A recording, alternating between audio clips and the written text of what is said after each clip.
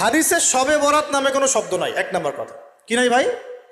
শবে বরাত নামে কোনো শব্দ নাই। আছে লাইলাতুন নিসফুম মিনা শাবান, শাবান মাসের মধ্য রজনী। শাবান মাসের মধ্য রজনী। শাবান মাস কি? উত্তর, নবী সাল্লাল্লাহু আলাইহি ওয়াসাল্লাম রমজান মাসের পর যে মাসে রোজা রাখতে বেশি গুরুত্ব দিয়েছেন তার নাম শাবান। আমার সাথে বলেন, শাবান মাস কি? নবী সাল্লাল্লাহু আলাইহি ওয়াসাল্লাম রমজানের পরে যে মাসে রোজা রাখতে খুব বেশি গুরুত্ব দিয়েছেন তার নাম শাবান।